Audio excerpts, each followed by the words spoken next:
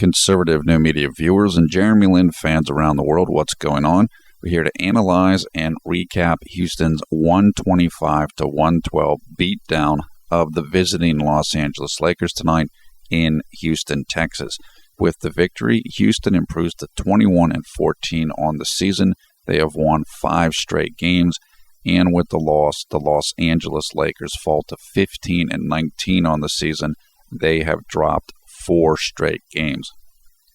The key to this game for the Rockets winning was the third quarter. Los Angeles was up by, I believe, 3 points at the half, and they were doing a really good job. Now look, they're missing Pau Gasol, Dwight Howard, and Jordan Hill. Each of those 3 were out with various injuries. This was a shorthanded team, but they came in, they played desperate, and they played really, really well, and they played fast. And Houston was just a half a step slow in the first half. They just couldn't quite adjust to things. And in the third quarter, they really started rolling, did Houston. James Harden had 11 points in that quarter, and Jeremy Lin had 11 points in that quarter. And Houston took control of the game in the third quarter, and they were able to maintain it into the fourth quarter and get the win. Houston shot 55% from the field for the entire game, and they beat the Lakers on points in the paint by 60-44. So that those two things are pretty much what happened in this game, and that's the reason why Houston won. Most of their points in the paint were layups, either in transition or in the half court. They did get some some drive and dishes, dunks, and this type of thing, but it really wasn't post-up moves. It was just layups, a lot of things going to the basket. James Harden was excellent in this game. We definitely had some Beard sanity, 31 points, 6 rebounds, 9 assists. Beard was the best player on the court tonight.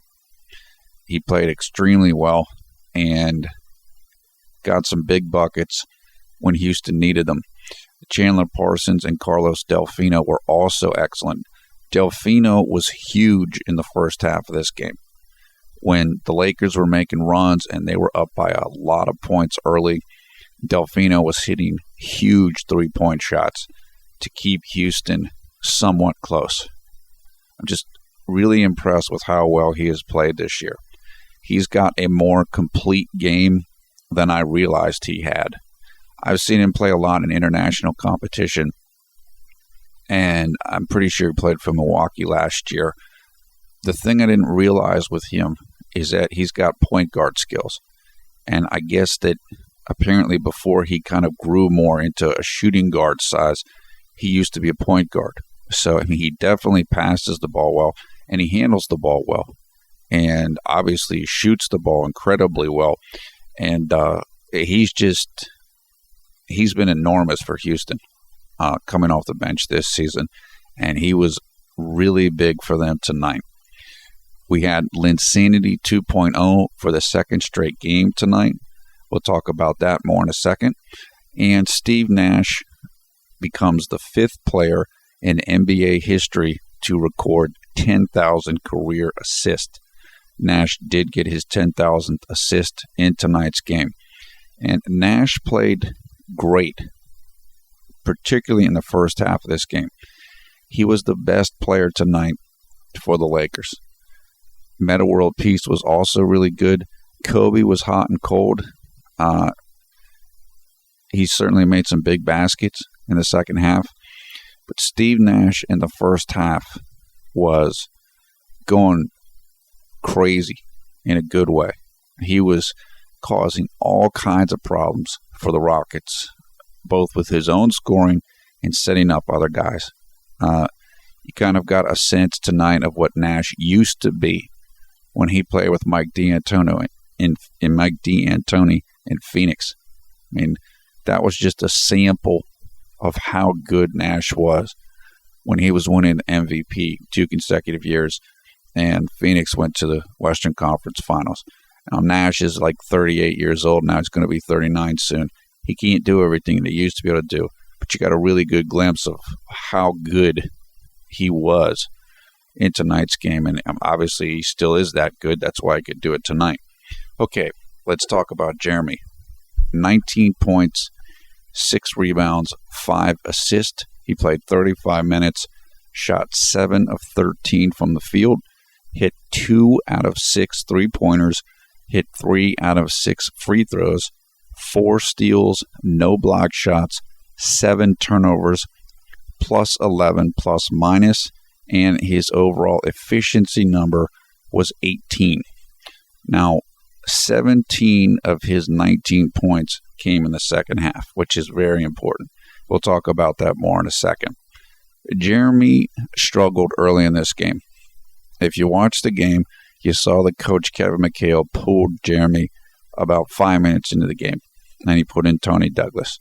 Now, we've talked about this before, and I'm sure a lot of people that are Jeremy fans were not happy with Coach McHale at that point. But I've said this in previous videos. This had to do with the pace. This had to do with Jeremy's role as the quarterback of the offense. Once again, Jeremy didn't start quick enough. Not him and what he did in terms of scoring, but he didn't get the offense moving at a fast enough pace, quick enough. And that was particularly glaring, the error, because the Lakers started like 500 miles an hour. I mean, they were up in this game quickly by like 14 points, like 18-4 or something like this. So Kevin McHale sat down Jeremy, brought in Tony Douglas, and things sped up. The Houston started moving quicker. They started getting more flow. And so I definitely think it was the right move. And look, we've seen this before. And the good thing is, as we've also seen, is that Jeremy learns from it. He understands it, and then he comes back in and he does a lot better. And that's what happened in this game again. And like I said, Jeremy is right now right around his 100th career game in the NBA. He's still really young. I mean, he just hasn't played that much. He's in a new offense and he's figuring it out. This is going to happen. Look, you have some coaches where they're playing in bad teams or their team is not good. And so they're just going to let everybody play all the time. They're going to play through their mistakes and all of that. But Houston's in a different situation. They are good. They are in the playoff hunt. So Kevin McHale really doesn't have the luxury of letting everybody figure it all out on themselves. So you're going to see him take guys out like Jeremy if things aren't going well, because the team needs to win. The team needs to win. And Jeremy will learn as it goes. And that's what happened tonight. And it's happened in other games too. So everything worked out well. But don't look at it as a negative in terms of Kevin McHale doesn't believe in Jeremy. That's not what it is. It's Kevin McHale's trying to teach Jeremy a lesson. He's trying to instruct Jeremy, you need to start faster. If you start faster, I'll leave you in. If you don't start fast, I'm going to take you out and put in Tony. And that's what happened, and it worked out. Like I said, I mean, that's why you have a bench. If somebody is not getting it done a little bit, you put in somebody else, and hopefully they come in and they do get it done. Jeremy was huge in the second half of this game. As I mentioned, 17 of his 19 points came in the second half. Just to give you an idea of how good he was in the second half, as I mentioned earlier, his overall efficiency number for the game was 18. His overall efficiency number in the first half was 1. So it's 17 of the 18 points, so to speak, in efficiency. They're not points, but whatever that the unit is, came in the second half. So, I mean, that just gives you a sense of how much better he did in the second half. He was great, especially in the third quarter. Now, this game did point out some of Jeremy's weaknesses, and I'll go over a couple of those. And we've talked about them. There's not, I mean, I've gone over this before, almost all of these things, in fact, all of them. I've told you guys in the past that there are 4 circumstances in which Jeremy will struggle. The opponent has a good shot blocker, number 1. Number 2, he's not able to get easy baskets in transition in the fast break. Number 3, his shot is off in that game. He's just not hitting his jump shot. Number 4, he's tired. And now there's number 5. And this came up the last time these two teams played. In fact, I think it came up both times that these teams played this year before tonight. Sometimes the game is too fast for Jeremy in terms of where his skill level is right now, particularly his ball handling, but also his decision making as a point guard. What I mean by that is there is a pace, a speed at which the game can be played at that it's difficult for Jeremy to keep up with it. There's very few teams in the league that play at that speed, but the Lakers can play at that speed. And when they play the Rockets, they like to play at that speed. And the reason why they enjoy playing at that speed is because they're veterans and the Rockets are young guys. And I mentioned this, I know I mentioned it in at least one of the previous videos between these two teams. Because of the skill level of the Lakers veterans, Steve Nash, Kobe Bryant, Pau Gasol. I mean, obviously he didn't play tonight, neither did Dwight. If they get into a running game, a run and gun game, their skill will take over. Kobe will be able to do things on offense and defense that Chandler Parsons can't because he doesn't have the skill level. Steve Nash can do things that Jeremy Lin cannot do right now in terms of ball handling and decision making. So the Lakers want to play extremely fast against the Rockets. And that is where I'm talking about in regards to Jeremy. Why is this an issue for Jeremy when the game is too fast? One, he's still working on his ball handling. He needs to get his ball handling better. When the game is fast, you're going to get more turnovers. And that's why he had 7 turnovers tonight. He was trying to do a little bit too much too quick. Number 2, decision making. When you're the point guard, you make the decisions. The ball is going through you. Now, of course, James Harden was handling the ball a lot too. He had like 9 assists tonight, more than Jeremy. But the ball's going through Jeremy's hands a lot. And it's up to him to make the decisions. The same way it's up to him to make sure the offense is running properly and at the right pace. As we've talked about previously, Jeremy came out of college as a combo guard, a combination guard, meaning a combination of a point guard and a shooting guard. He also came out of the Ivy League Conference, which is not a particularly competitive conference as compared with the Big East, Southeastern Conference, etc. He didn't play at a big-time program, so the level of competition is much lower.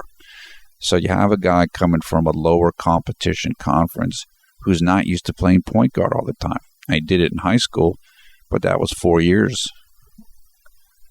before he's graduating from Harvard. So these are things that Jeremy has to get up to speed with.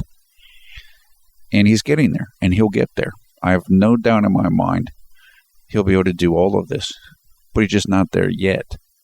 Maybe take another year or two or so. So those weaknesses are going to really come out in games like this against another team that plays fast. And that's what you saw tonight. But look, the great part is that Jeremy overcame all of that. He put behind all of that, and he did well, and he excelled in the second half when the team needed him to do so. Now, Steve Nash really put it on Jeremy Lin in the first half of this game. Actually, put it on him and Tony Douglas. And when I say put it on him, I mean took it to him. Nash was extremely aggressive in this game, both passing and shooting.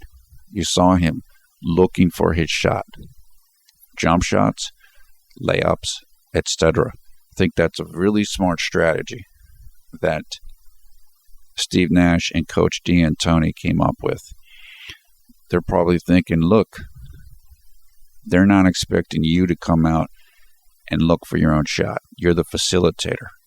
You're going against relatively young players, Jeremy Lin and Tony Douglas. And Nash just came out and, man, I mean, he looked like Jeremy Lin.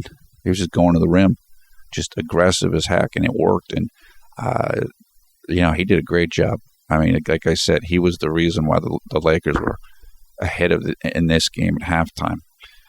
So give him credit there. And, Jeremy had a little bit of a tough time with that, but he adjusted to that.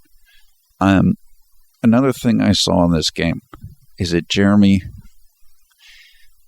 he needs to make better passes in terms of spacing and where guys are getting the ball.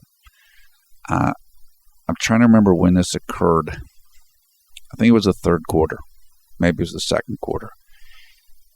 He came down, Jeremy did, and he was coming down quickly, coming down the court. And he got a little bit of pressure. The Los Angeles guard pressured him a little bit. And he ended up passing to Harden.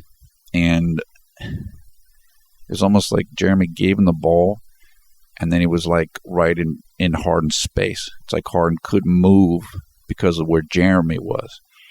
Now, Jeremy does this a lot. And again, it's not a fatal flaw. It's just something Jeremy has to work at. I've noticed this other times too. And again, this is a point guard type of a skill. This is something that Jeremy didn't have to do all the time. If he's playing shooting guard at Harvard, he doesn't have to think about this. Someone else is doing the spacing. The point guard is running the show. He doesn't need to think about it. But now that he's a point guard, he has to think about it. It's just something I noticed in this game, and it also comes into bear with the game being played at a quick pace. In other words, the quicker the pace is, the more that he's going to have this issue come up. And that's kind of what happened tonight. Again, he will get better at it, but as I mentioned earlier, in a game like this, at this kind of a pace, all of the flaws will be magnified. All of the flaws of any player. And so all of the flaws of Jeremy become more evident in this type of a game. And I have a note right here that says, I've talked about this before. In the same way that a fast-paced game will expose Jeremy's weaknesses, that's the same way that the Houston offense exposes Jeremy's weaknesses, because it's not tailored for his skills. It's not mid-range jump shots and pick and roll. It's Jeremy out at the three-point line shooting standstill three-pointers. But as I've said before, that's a good thing for Jeremy because it's going to help him have a complete game. He will have to work on those aspects of his game that need work. And so playing in these type of quick-paced games will also help him, because then he'll get to a point where he can do everything. Quick game, he's good. Slow game, he's good. Offense with a lot of pick and roll, he's good. Offense where he's shooting standstill three-pointers, he's good. And that's when you'll have a complete player. So it might not look great right now. It might not be smooth for him all the time. He's going to have some nights like tonight where he starts poorly. He gets sit down for a little bit, but he'll work through it the same way that he worked through it tonight. And eventually, maybe in a year or two, he'll have a better outside jump shot. He'll be able to make better decisions more quickly as a point guard. He won't make passes where guys are in kind of a tough spot after he makes them the pass. And he'll be able to play at a quicker pace with better ball handling, etc. So all of these things are going to help him to become the player that he wants to be, and I think have a real shot then at becoming a legitimate all-star based upon his playing skill, not just based on his popularity, but because of the way he's able to play on the court. Now, just a couple of stuff from the different quarters here. Early in the third quarter, Jeremy had a great play where he faked the jump shot.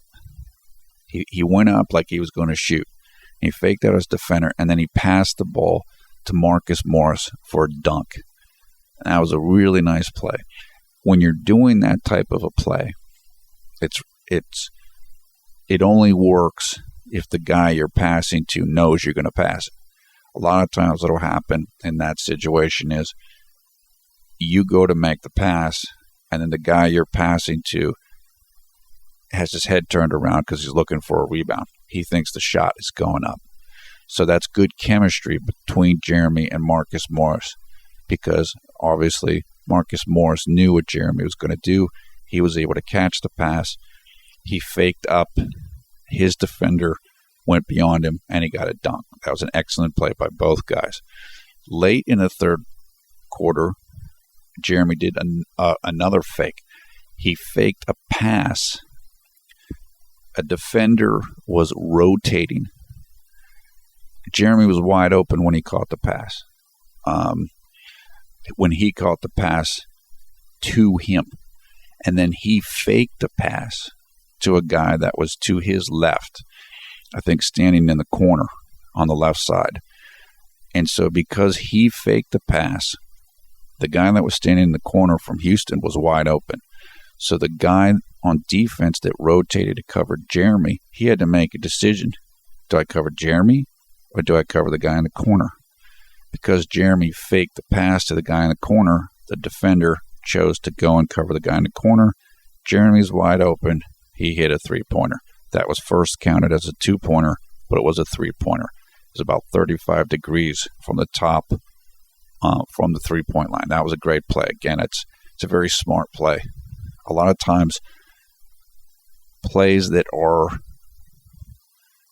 don't look flashy, like fakes, but they work great. And that's a really good example. I mean, a pump fake doesn't look as flashy as a dunk, but it might work better because Jeremy got wide open with that little fake. And that's why it's important for players to learn all those fundamentals and all those little skills, because you can get yourself freed up to have a shot without any defender around if you know how to do those things. Early in the fourth quarter, Jeremy, I think he got caught on a defensive switch, and he ended up guarding Meta World Peace, and he played him great. He actually had Meta World Peace shot an air ball, and that was excellent defense. Meta World Peace is a big guy.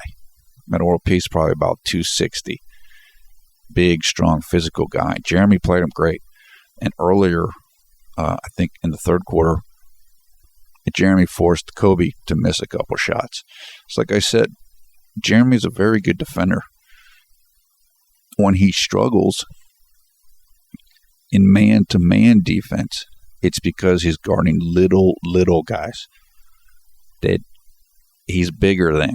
And it's just hard for him to keep up with them because they're small, he's bigger.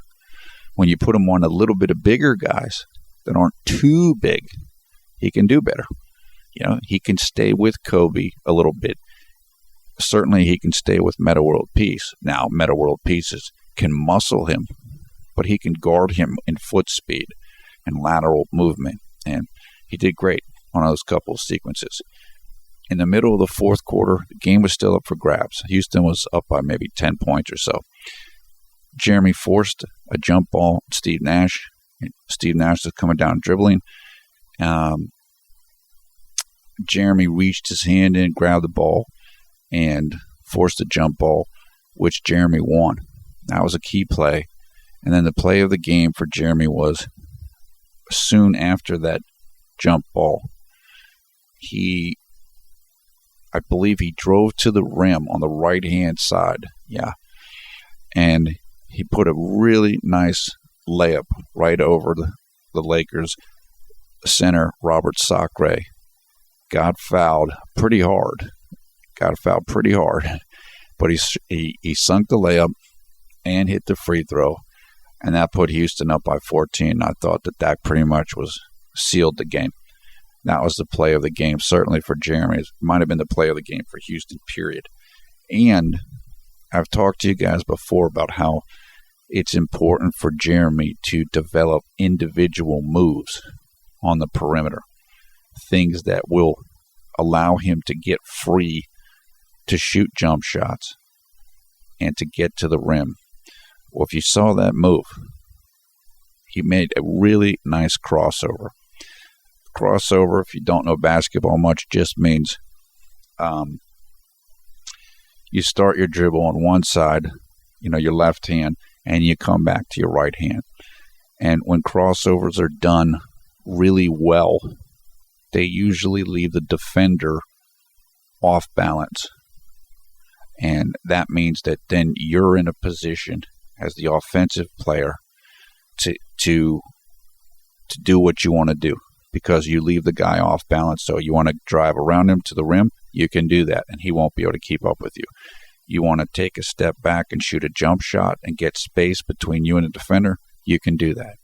What Jeremy did on that move, and I don't remember who was guarding him, might have been Jody Meeks.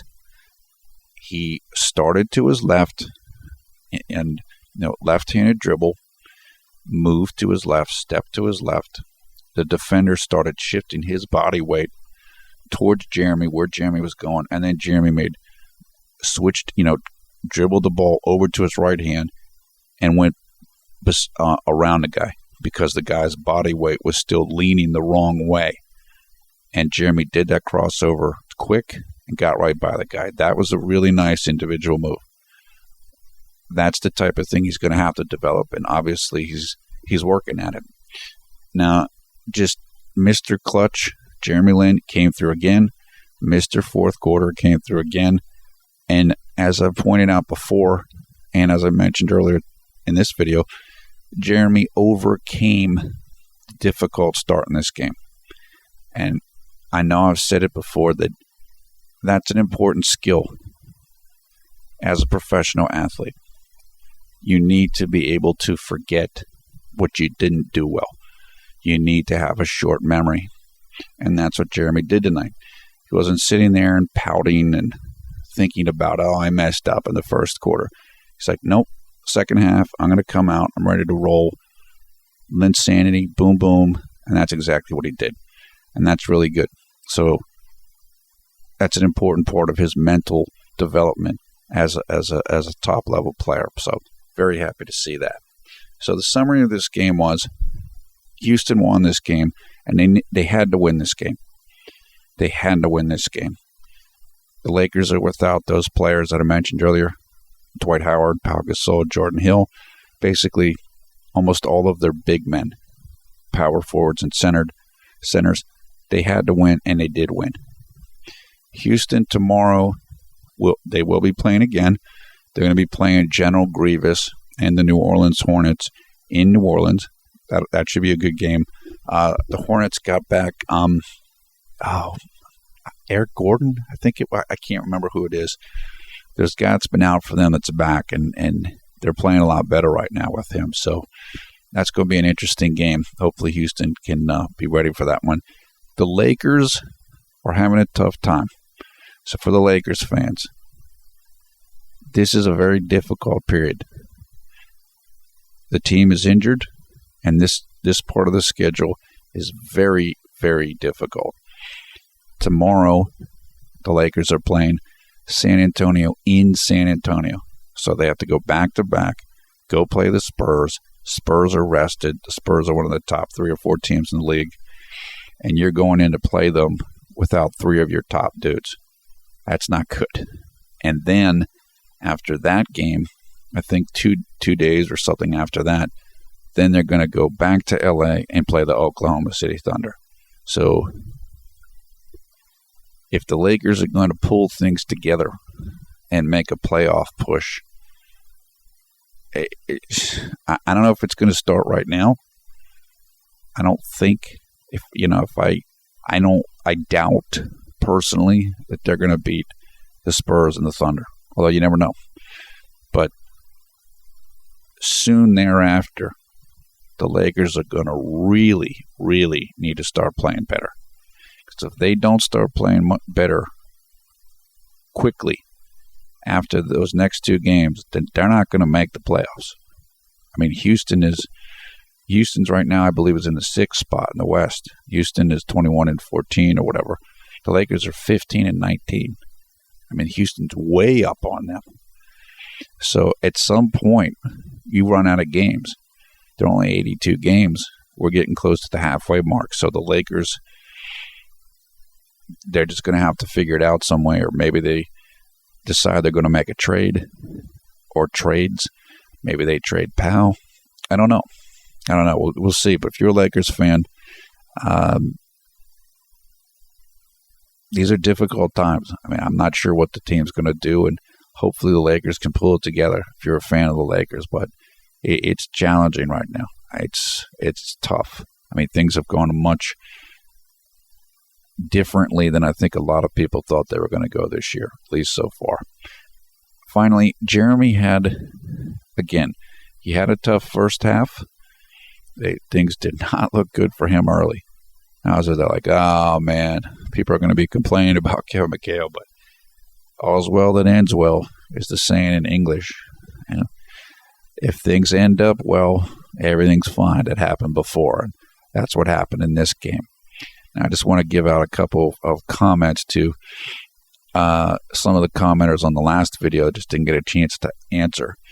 Zelda0521, thanks a lot for the comments. I'm sorry about the way that I say analyze. I know what you're saying. It's actually analyze, not analyze. But I don't know. I'm probably just lazy with the way I say that. Sorry about that. Juan Days 38. Yeah, by all means, bring on Stephen A. Smith.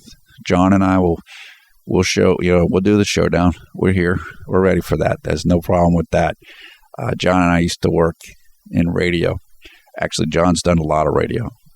So that's right up our alley. There's no problems there. Rizza, good to hear from you, man. Keep holding down the J-Lin fan club in Hong Kong. Of course, we love Hong Kong. We love all you guys over there. Macau, Taiwan, China, Japan, Malaysia, Indonesia, all over there, all over Southeast Asia and all over the Philippines, everywhere.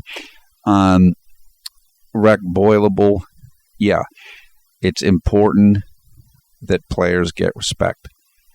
It makes things a lot easier. As I mentioned in the last video that you were commenting on, Jeremy's doing a really good job of this. Houston has played at least 2/3 of the teams in the league. So there's not many more teams for him to play.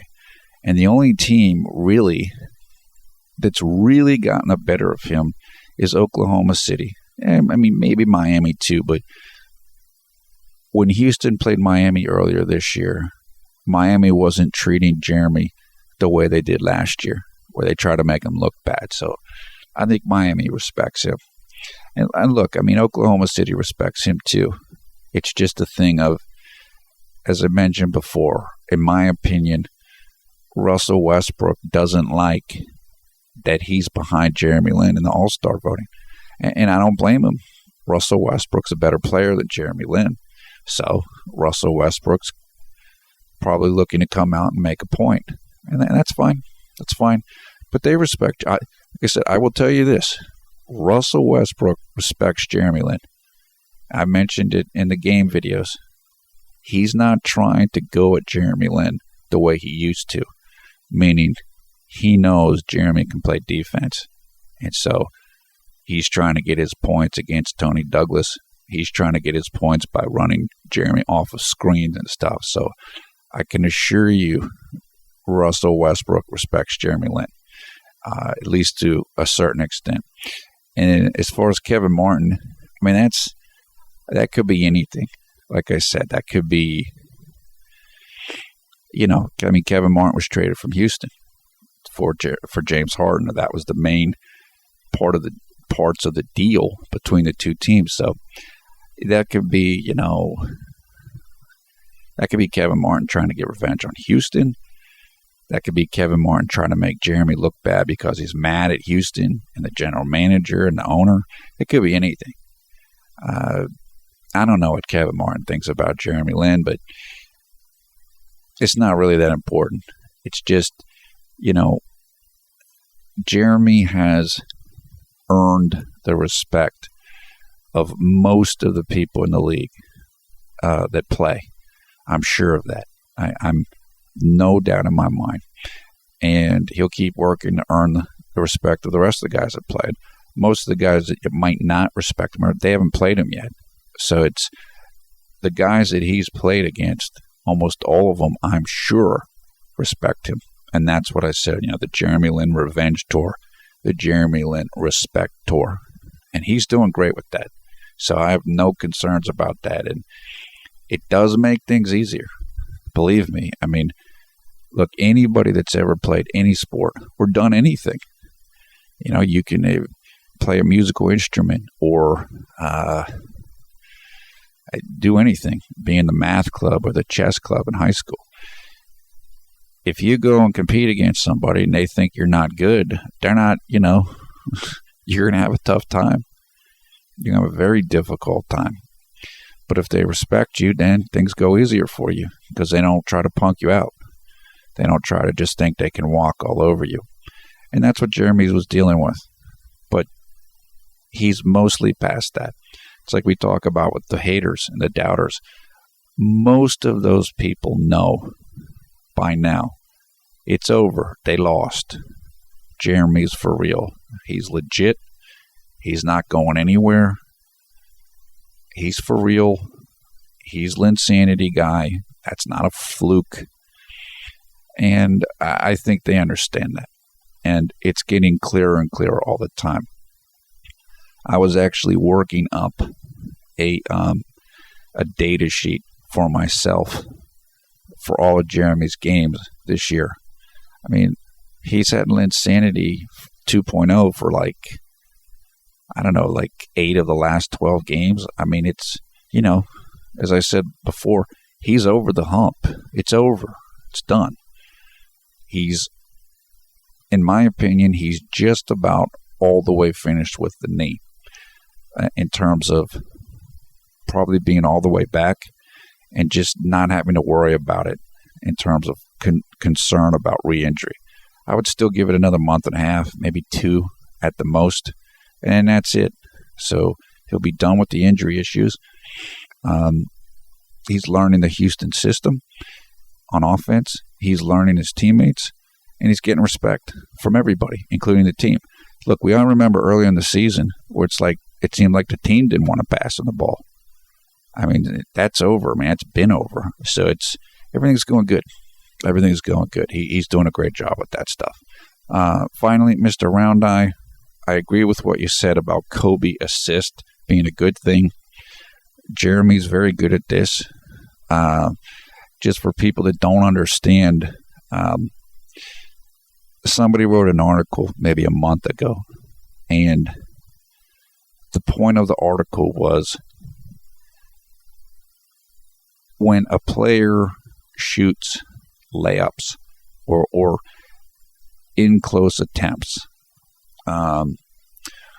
or essentially shots that end up as offensive rebounds, even if they're missed shots or they are missed shots by the definition, that's not a bad thing.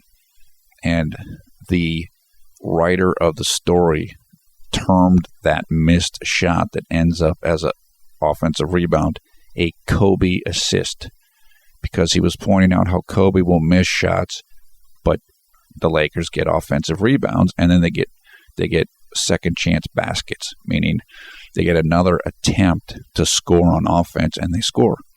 So I think what Mr. Round Eye was saying, if I remember correctly, is that Jeremy does that. And you're right, he does do that, because if Jeremy's driving to the basket and he beats his man, and so a help defender comes over, then that's two guys on Jeremy.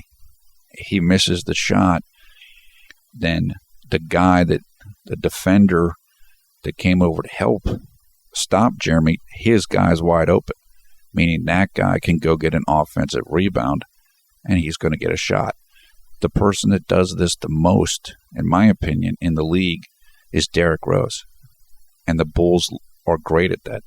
Derrick Rose will go in, he'll drive to the lane, he'll miss, and Joakim Noah will get a dunk on an offensive rebound. So there's a I'm not going to say there's a strategy to it. I mean, you're not trying to miss, but it works. And teams that have guys that are good at that, they do play off of that. They do know that. They do strategize for that. The Bulls do that. They know that's going to happen with Derrick Rose, and they go to the offensive rebounds, they get them, and they get putbacks. And I agree, Jeremy can do that as well. And I think you'll see more of that in the future for Houston. Okay, that's it for this game. Great game. Very happy. Houston's rolling. Hopefully they can win tomorrow. We'll see. I'm looking forward to it. Okay, comments below. Thumbs up, thumbs down this video. We will give full information in the video description below the video player for video highlights, box score of this game, and game stories. You can also come and join the Conservative New Media Facebook group. You will find information about that also in the video description. Love to have you come and join. I am Paul F. Villarreal, the NBA expert. Thanks a lot for watching Conservative New Media.